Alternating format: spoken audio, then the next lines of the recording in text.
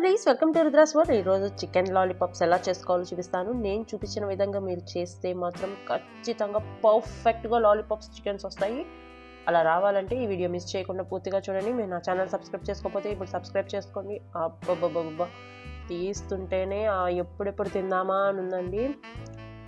క్రిస్పీగా ఉంటాయండి drum sticks lollipop chickens. తింటుంటే భలే ఉంటుందండి, జ్యూసీగా టేస్టీగా ఇంకా తినాలనిపించేలా ఉంటాయండి. ఇవి ఈవినింగ్ స్నాక్స్కి అయితే భలే ఉంటాయండి. అయితే ఇవి ఈవినింగ్ స్నాక్స్కే కాదండి, అన్నంలోకి వేటిలోకి అయినా తినొచ్చు ఈ లాలీపాప్స్. నూనె అస్సలు పీల్చుకోండి. ఆలస్యం చేయకుండా ఇంకా లాలీపాప్స్ రెసిపీ చూసేద్దాం. ముందుగా అయితే నేను 20 లాలీపాప్స్ చికెన్ పీసెస్ తీసుకున్నాను. వీటిని బాగా కడుక్కొని ఒక అరగంట ముందు నీళ్ళు కొంచెం ఉప్పు వేసుకొని అరగంట నానబెట్టుకొని తర్వాత నీళ్ళు పారబోసేద్దాం. తర్వాత ఇంకో బౌల్లో 1 టేబుల్ స్పూన్ ఆఫ్ పసుపు తీసుకుంటున్నాను. ఇది papprika అండి నాది. ఇది మార్కెట్లో స్టోర్స్లో ఎక్కడైనా దొరుకుతుంది. చిన్న టేబుల్ స్పూన్లో 1 టేబుల్ స్పూన్ తీసుకుంటున్నాను. ఉప్పు మీ రుచికి సరిపడని తీసుకోండి. ఉప్పు, కారం, మీరు కారం ఎక్కువ తినే వాళ్ళైతే కొంచెం ఎక్కువ వేసుకొని నేను 1.5 టేబుల్ స్పూన్ వేసుకుంటున్నాను. 20 లెగ్ పీసులకు చెప్తున్నాను నేను ఈ క్వాంటిటీ. కార్న్ఫ్లోర్ అండి 3 టేబుల్ స్పూన్స్ తీసుకుంటున్నాను. హాఫ్ తీసుకోవాలండి. ఇప్పుడు కార్న్ఫ్లోర్ 1 కప్పు తీసుకుంటే మైదా పిండి 2 కప్పులు తీసుకోవాలి, అదే క్వాంటిటీ. 6 తీసుకుంటున్నానండి మైదా పిండి. 6 స్పూన్స్ తీసుకున్నాను మైదా పిండి. ఫస్ట్ ఇది అంతా కలిసేలాగా అలా కలుపుకుందాము.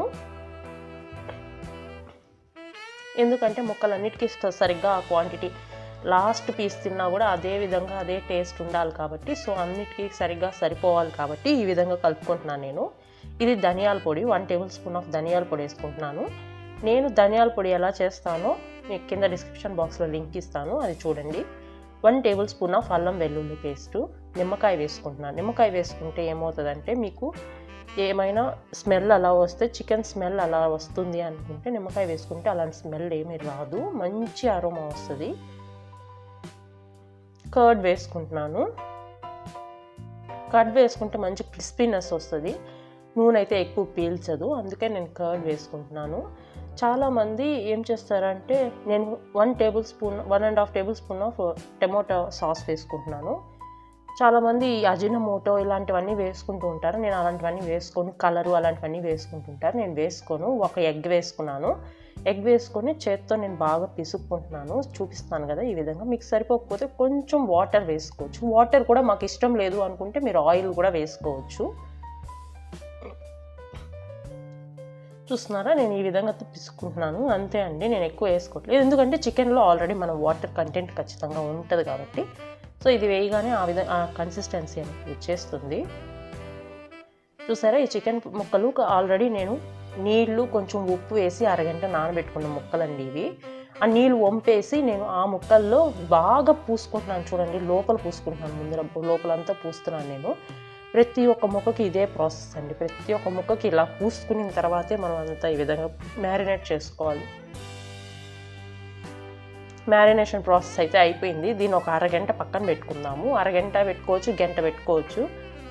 ముక్కలకు బాగా పట్టడానికి మంచి టేస్ట్ అయితే వస్తుంది. ప్రతి ఒక్క ముక్క లోపల కొరికినా కూడా అదే విధంగా బాగా వేగుతాయండి. వేగేలాగా చూసుకోవాలి. ఫ్లేమ్ హైలో పెట్టుకోండి. నూనె బాగా కాగాలి. నూనె అస్సలు లాగదు. వేసేసుకున్నాను. వేసిన వెంటనే కదపకండి. అలా కదిపితే ఏమవుతుందంటే అతుక్కుపోతాయి. సో అందుకే కలపకూడదు. కలపకుండా కొంచెం వేగిన తర్వాత చూడండి, నేను చూపిస్తున్నాను కదా, ఈ విధంగా తీసుకోండి. నేను చెప్పిన విధంగా టిప్స్ ఫాలో అయ్యి ఈ రెసిపీ మీ ఇంట్లో ట్రై చేసి చూడండి. మీకు ఎలా వచ్చిందో కింద కామెంట్ పెట్టండి.